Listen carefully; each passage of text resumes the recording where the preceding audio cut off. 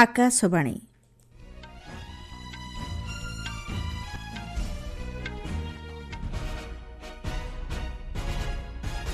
ସମ୍ବାଦ ପଢ଼ୁଛନ୍ତି ସରିତା ସାହୁ। ପଶ୍ଚିମ ଏସିଆରେ ସୃଷ୍ଟ ପରିସ୍ଥିତିର ମୁକାବିଲା ଲାଗି ନାଗରିକଙ୍କୁ ଏକଜୁଟ ହେବା ପାଇଁ ପ୍ରଧାନମନ୍ତ୍ରୀଙ୍କ ଆହ୍ୱାନ। ମନ୍ କି ବାତ୍ କାର୍ଯ୍ୟକ୍ରମରେ କେନ୍ଦ୍ରାପଡ଼ାର ଓମ୍ ପ୍ରକାଶ ରଥ ଓ ସମ୍ବଲପୁରର ସୁଜାତା ଭୂଇଁଙ୍କୁ କଲେ ପ୍ରଶଂସା। କେରଳରେ ପ୍ରଧାନମନ୍ତ୍ରୀଙ୍କ ନିର୍ବାଚନ ପ୍ରଚାର, କେନ୍ଦ୍ର ସରକାରଙ୍କ ବିଭିନ୍ନ ବିକାଶମୂଳକ କାର୍ଯ୍ୟକ୍ରମ ଉପରେ ଗୁରୁତ୍ୱାରୋପ। ଗତ 10 ବର୍ଷ ମଧ୍ୟରେ ଆସାମ ଉଗ୍ରବାଦ ମୁକ୍ତ ହୋଇପାରିଛି, ସୂଚନା ଦେଲେ କେନ୍ଦ୍ରମନ୍ତ୍ରୀ ଅମିତ ଶାହା। ଆଫଗାନିସ୍ତାନରେ ବନ୍ୟା ଓ ଭୂସ୍ଖଳନରେ 17 ଜଣଙ୍କର ମୃତ୍ୟୁ, 26 ଆହତ। ଏବଂ ଆଇପିଏଲ୍ କ୍ରିକେଟରେ ଆଉ କିଛି ସମୟ ପରେ ମୁମ୍ବାଇ ଇଣ୍ଡିଆନ୍ସ ଏବଂ କୋଲକାତା ନାଇଟ୍ ରାଇଡର୍ସ ମଧ୍ୟରେ ହେବ ମୁକାବିଲା। ପ୍ରଧାନମନ୍ତ୍ରୀ ନରେନ୍ଦ୍ର ମୋଦି ପଶ୍ଚିମ ଏସିଆ ପରିସ୍ଥିତି ଉପରେ ଚିନ୍ତା ପ୍ରକଟ କରି କହିଛନ୍ତି, ପେଟ୍ରୋଲ ଏବଂ ଡିଜେଲ ନେଇ ସାରା ବିଶ୍ୱରେ ସଙ୍କଟ ସୃଷ୍ଟି ହୋଇଛି। ଆକାଶବାଣୀର ମନ୍ କି ବାତ୍ କାର୍ଯ୍ୟକ୍ରମରେ ଆଜି ଦେଶବାସୀଙ୍କୁ ସମ୍ବୋଧିତ କରି ଶ୍ରୀ ମୋଦି କହିଛନ୍ତି, ମଧ୍ୟପ୍ରାଚ୍ୟ ଅଞ୍ଚଳ ଭାରତର ଶକ୍ତି ଆବଶ୍ୟକତାର ଏକ ପ୍ରମୁଖ କେନ୍ଦ୍ର ହୋଇଥିବାରୁ ଏହା ଏକ ଆହ୍ୱାନପୂର୍ଣ୍ଣ ସମୟ। ଏହି ପରିସ୍ଥିତିର ମୁକାବିଲା ଲାଗି ସମସ୍ତ ନାଗରିକଙ୍କୁ ଏକଜୁଟ ହେବା ପାଇଁ ପ୍ରଧାନମନ୍ତ୍ରୀ ଆହ୍ୱାନ ଦେଇଛନ୍ତି। ପ୍ରଧାନମନ୍ତ୍ରୀ ମୋଦି ଜ୍ଞାନ ଭାରତମ୍ ଆପ୍ ଜରିଆରେ ସର୍ବେକ୍ଷଣ ଉପରେ ଆଲୋକପାତ କରିଥିଲେ, ଯାହା ଭାରତର ମହାନ ସଂସ୍କୃତି ଏବଂ ଐତିହ୍ୟକୁ ପ୍ରଦର୍ଶିତ କରିବା ଲାଗି ଜନସାଧାରଣଙ୍କ ଅଂଶଗ୍ରହଣ ଭାବନାକୁ ପ୍ରତିଫଳିତ କରୁଛି। ରାଷ୍ଟ୍ର ନିର୍ମାଣର ଦାୟିତ୍ୱ ନିର୍ବାହ କରିବାରେ ମାଇଁ ଭାରତ ଏକ ପ୍ରମୁଖ ଭୂମିକା ଗ୍ରହଣ କରିଛି ବୋଲି ପ୍ରଧାନମନ୍ତ୍ରୀ ଗୁରୁତ୍ୱାରୋପ କରିଛନ୍ତି। ଦେଶର ଯୁବକମାନଙ୍କୁ ବିଭିନ୍ନ ସକାରାତ୍ମକ କାର୍ଯ୍ୟକଳାପ ସହିତ ଯୋଡ଼ିବା ପାଇଁ ସେ ଏହି ସଂଗଠନକୁ ପ୍ରଶଂସା କରିଥିଲେ। ଓଡ଼ିଶାର କେନ୍ଦ୍ରାପଡ଼ା ଜିଲ୍ଲାର ଓମ୍ ପ୍ରକାଶ ରଥଙ୍କୁ ପ୍ରଧାନମନ୍ତ୍ରୀ ପ୍ରଶଂସା କରିଛନ୍ତି। ମାଇଁ ଭାରତ ଅନୁଷ୍ଠାନ ସହ ଜଡ଼ିତ ଥିବା ଛାତ୍ର ଓମ୍ ପ୍ରକାଶ ମହିଳା ସଶକ୍ତିକରଣ ଉପରେ ଲେଖିଥିବା ଏକ ନିବନ୍ଧ ପ୍ରଧାନମନ୍ତ୍ରୀଙ୍କର ଦୃଷ୍ଟି ଆକର୍ଷଣ କରିଥିଲା। ରନ୍ଧନ ତୈଳ ଉପଯୋଗିତାକୁ 10% ହ୍ରାସ କରିବାର ଆବଶ୍ୟକତା ଉପରେ ମଧ୍ୟ ଶ୍ରୀ ମୋଦି ଗୁରୁତ୍ୱାରୋପ କରିଥିଲେ। ସେ କହିଛନ୍ତି, ଏହି ଛୋଟ ପ୍ରୟାସ ମୋଟାପଣ ଏବଂ ଜୀବନଶୈଳୀ ଜନିତ ରୋଗକୁ ଦୂରେଇ ରଖିବ। ପ୍ରଧାନମନ୍ତ୍ରୀ କହିଥିଲେ ଯେ ଦେଶର ଅନେକ ଭାଗରେ ଗ୍ରୀଷ୍ମ ଋତୁ ଆରମ୍ଭ ହେବା ସହିତ ଜଳ ସଂରକ୍ଷଣ ପ୍ରତିବଦ୍ଧତାକୁ ନବୀକରଣ କରିବାର ସମୟ ଆସିଛି। ସେ କହିଥିଲେ, ଗତ 11 ବର୍ଷ ମଧ୍ୟରେ ଜଳ ସଞ୍ଚୟ ଅଭିଯାନ ଲୋକମାନଙ୍କ ମଧ୍ୟରେ ବ୍ୟାପକ ସଚେତନତା ସୃଷ୍ଟି କରିଛି।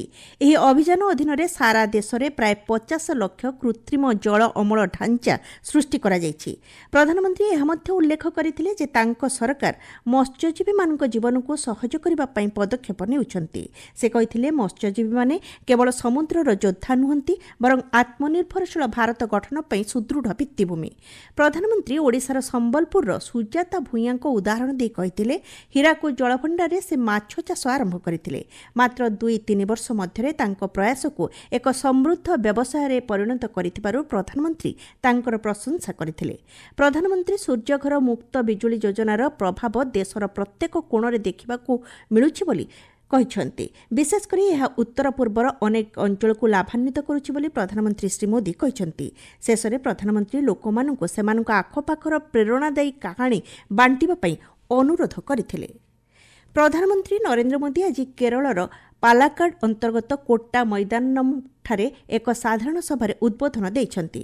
ପ୍ରଧାନମନ୍ତ୍ରୀ ସେଠାରେ ପହଞ୍ଚିବା ପରେ ଶ୍ରୀ ମୋଦି ସମର୍ଥକମାନଙ୍କ ଗହଣରେ ମିଶନ ସ୍କୁଲ ଜଙ୍କସନ୍ରୁ ଏସ୍ବିଆଇ ଜଙ୍କସନ ପର୍ଯ୍ୟନ୍ତ ଯାତ୍ରା କରିଥିଲେ। ଫୋର୍ଟ ମୈଥାନଠାରେ ଆୟୋଜିତ ନିର୍ବାଚନୀ ସଭାରେ ଶ୍ରୀ ମୋଦି ପ୍ରାୟ 1 ଘଣ୍ଟା ସମୟ ଅତିବାହିତ କରିଥିଲେ ଏବଂ ଦଳୀୟ କର୍ମୀ ଏବଂ କାଲାକାଡ୍ ଜିଲ୍ଲାରେ ଏନ୍ଡିଏ ପ୍ରାର୍ଥୀମାନଙ୍କ ସହ ମତ ବିନିମୟ କରିଥିଲେ। ଶ୍ରୀ ମୋଦି କେନ୍ଦ୍ର ସରକାରଙ୍କ ବିଭିନ୍ନ ବିକାଶମୂଳକ ସଫଳତା କାର୍ଯ୍ୟ ସମ୍ପର୍କରେ ଗୁରୁତ୍ୱ ପ୍ରଦାନ କରିଥିଲେ। କେରଳର ବିକାଶ ଦିଗରେ କେରଳବାସୀଙ୍କ ସମର୍ଥନକୁ ପ୍ରଶଂସା କରିଥିଲେ। केरल में एलडीएफ यूडीएफ दोनों ही बीजेपी पर निशाना साध रहे हैं। इसका मतलब ये कि ये दोनों भ्रष्टाचारी पार्टियां अगर किसी से डरी हुई है तो वो है बीजेपी। ପାଲାକାଡ୍ଠାରେ ଜାରି ରହିଥିବା ବିଭିନ୍ନ ବିକାଶମୂଳକ କାର୍ଯ୍ୟ ସମ୍ପର୍କରେ ଆଲୋଚନା କରିଥିଲେ। ବୈଠକ ପରେ ପ୍ରଧାନମନ୍ତ୍ରୀ ତ୍ରିଶୂର ଅଭିମୁଖେ ଯାତ୍ରା କରି ସେଠାରେ ଆୟୋଜିତ ର୍ୟାଲିରେ ଯୋଗ ଦେଇଛନ୍ତି। ଆପଣମାନେ ସମ୍ବାଦ ଶୁଣୁଛନ୍ତି ଆକାଶବାଣୀରୁ। ମୁଁ ଇନ୍ଦୁ କହୁଛି। आज परिस्थिति में सशस्त्र संघर्ष चलैवा हेब ना गणतांत्रिक रास्तार आंदोलन करने अन्य साथी मान सरेंडर कर तुम मान सरेंडर पूर्व ब्यूरो सचिव निखिल अनेक बार अपील कराया भी तुम्हें मैंने न कर आउ थे मु राज्य कमिटी तरफ कमरेड सुक्रू शिला चंद्राल को विशेष अनुरोध करुच्ची आउ लेट न करी मार्च 31 सुधा सरेंडर करूँ विकास दादा सह आम समस्त यही मत नचेत ए डेट पर सरकार सरेंडर को आउ ग्रहण कर कमरेड देवजी संग्राम दादा सरेंडर कराया सीआरबी प्राय सब सीसीएम शेष हो गले विकास दादा सह बीबीएम सब साथी मैंने सरेंडर कराया ओडिशार नेतृत्व और सब डिविजन खाली हो गला केवल तुम्हें मैंने बाकी अच्छ परिस्थिति प्रकार चिंता न करी आदर्शगत भाव जिद्दी धरी लड़िले नुकसान हेब सीना फायदा किसी हेबनी तेणु तुम मान मोर विशेष अनुरोध तुम्हें मैंने शीघ्र आसी सरेंडर कले आमे मैंने मिसी गणतांत्रिक पद्धति आंदोलन करवा सरेंडर पर ओडिशा पुलिस सब प्रकार सहयोग कर मोर ये मोबाइल नंबर 9437643839 रे फोन करंतु मु आसी तुम मानक नहीं जीवी नचेत कौन सांबादिक सहायता आसी सरेंडर करंतु तुम मानकर अपेक्षा इंदु ओडिशा राज्य कमिटी सदस्य। वरिष्ठ बीजेपी नेता अमित शाह कहते आसाम रे अवैध बसवास करुवा नागरिकों प्रवेश को बीजेपी बंद करिछि एवं आसंता 5 वर्ष मध्य सेमानकु बहिष्कार करने लगी बीजेपी कार्य करिब। आसाम रो सोनितपुर जिला ढेकियाजुली आज अपराह्न आयोजित निर्वाचन रैली में उद्बोधन दे श्री शाह राज्य में बीजेपी सरकार सफलता उपरे गुरुत्व प्रदान करिसेंति। गत 10 वर्ष मध्य आसाम को उग्रवाद मुक्त करा जाई परिछि फल राज्य में शांति प्रतिष्ठा हेबा सह नूतन सुजोग सृष्टि होई परिछि बोली श्री शाह कहिसेंति। 10 साल के अंदर हमने बोडो शांति समझौता किया, कार्बी आंगलोंग का समझौता किया, आदिवासी समझौता किया, डीएनएलए समझौता किया, उल्फा के साथ समझौता किया और 10,000 लोग मशीन गन छोड़कर आज आम आदमी का जीवन जी रहे। श्री शाह कहते कांग्रेस शासनकाल मध्य राज्यर आईन श्रृंखला रक्षा करने दिगरे विफल होता से बहु संख्यक युवक प्राण हराइथिले। प्रधानमंत्री नरेंद्र मोदी नेतृत्व संपर्क में मतामत दे श्री शाह कहते एही अंचल में स्थिरता बजाय रखा लगी अनेक शांति चुक्ति स्वाक्षरित होईछि। आसाम रे बीजेपी शासनकाल मध्य विभिन्न विकासमूलक एवं जनमंगलकारी पदक्षेप कार्यकारी होईछि बोली श्री शाह कहते। सोनितपुर निर्वाचन मंडलीर बीजेपी पक्षरु वर्तमान विधायक थिबा अशोक सिंघल को प्रार्थी करा जायछि। तामिलनाडु चलचित्र अभिनेता तथा राजनीतिज्ञ विजयं द्वारा गठित तामिलागा भेंट्री काजागम दल प्रथम थर पर राज्य विधानसभा निर्वाचन लड़िब। विजयं पक्षरु प्रथम पर्याय प्रार्थी नाम घोषणा करा जायछि। प्रथम थर पर दल पक्षरु निर्वाचन लड़ुथिबा प्रार्थी नाम से घोषणा करिसेंति। विजय तामिलनाडुर 2टी आसन पेराम्बूर एवं त्रिची ईस्ट्रु प्रतिद्वंदिता करेंगे। तामिलनाडु में एकक पर्याय निर्वाचन पर प्रार्थीपत्र दाखल प्रक्रिया आसंता कालीठारू एप्रिल 6 तारिख पर्यंत जारी रहिबो। देशर समस्त पेट्रोल पंप्रे पेट्रोल और डीजेल पर्याप्त परिमाण में महजूद रही सरकार पक्षर कहुଯାଇଛି। जनसाधारण पेट्रोल जात सामग्रीर संकट नहीं सृष्टि होता गुजबरे विश्वास न करने सरकार पक्षर परामर्श दि जाइछि। पेट्रोलियम और प्राकृतिक गैस मंत्रालय पक्षर कहुଯାଇଛି ग्राहक मान सुविधा को दृष्टि रखी पेट्रोल और डीजेल उपर उत्पाद शुल्क लिटर पिछा 10 टंका ह्रास करा जाइछि। सेपरि घरोई उपलब्धता को सुनिश्चित करबा लागि विमान इंधन उपर रप्तानी शुल्क लागू करा जाइछि। बंदर जहाज एवं जलपथ मंत्रालय पक्षरु कहा जाइछि भारतीय नाविक माने सुरक्षित अछंती।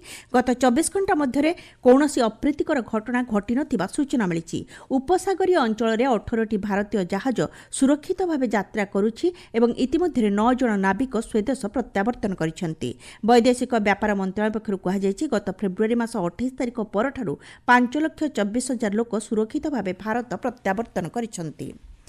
आफगानिस्तान केतेक स्थान में गत 24 घंटा मध्य बन्या भूस्खलन और घड़घड़ी सह वर्षा कारण 17 जनकर मृत्यु होगा सह 26 जन आहत होइछन्ति। आफगानिस्तान 34टी प्रदेश मध्य 13टी प्रदेश मुख्यतः पश्चिमांचल केन्द्रांचल और उत्तर पश्चिमांचल प्रभावित होइछि। नेपाली कांग्रेस नेता तथा पूर्वतन मंत्री दीपक खाड़का गिरफ होइछन्ति। नेपाल पुलिस केंद्रीय तदंत ब्यूरो पक्षरु आज सकाळे खाड़का को गिरफ करा जायथिला। Indian premier league IPL cricketer 19 संस्करण द्वितीय मैच आज मुंबईर वांखेड़े स्टाडियम ठारे कोलकाता नाइट राइडर्स और मुंबई इंडियंस मध्य आउ किछि समय पर आरंभ हेबो। मुंबई इंडियंस टॉस जीति बोलिंग करबाकू निष्पत्ति नेछि। मुख्य संवाद पुणी थरे पश्चिम एशिया सृष्ट परिस्थितिर मुकाबिला लगी नागरिकों को एकजुट होगापाई प्रधानमंत्री आह्वान। मन की बात कार्यक्रम में केन्द्रापड़ार ओम प्रकाश रथ और संबलपुर सुजाता भूया को कले प्रशंसा। केरଳରେ ପ୍ରଧାନମନ୍ତ୍ରୀଙ୍କ ନିର୍ବାଚନ ପ୍ରଚାର କେନ୍ଦ୍ର ସରକାରଙ୍କ ବିଭିନ୍ନ ବିକାଶମୂଳକ କାର୍ଯ୍ୟକ୍ରମ ଉପରେ ଗୁରୁତ୍ୱାରୋପ ଗତ 10 ବର୍ଷ ମଧ୍ୟରେ ଆସାମ ଉଗ୍ରବାଦ ମୁକ୍ତ ହୋଇପାରିଛି ସୂଚନା ଦେଲେ କେନ୍ଦ୍ରମନ୍ତ୍ରୀ ଅମିତ ଶାହ। ଆଫଗାନିସ୍ତାନରେ ବନ୍ୟା ଓ ଭୂସ୍ଖଳନରେ 17 ଜଣଙ୍କର ମୃତ୍ୟୁ 26 ଆହତ ଏବଂ ଆଇପିଏଲ୍ କ୍ରିକେଟରେ ଆଉ କିଛି ସମୟ ପରେ ମୁମ୍ବାଇ ଇଣ୍ଡିଆନ୍ସ ଏବଂ କୋଲକାତା ନାଇଟ୍ ରାଇଡର୍ସ ମଧ୍ୟରେ ହେବ ମୁକାବିଲା। ସମ୍ବାଦ ଶେଷ ହେଲା।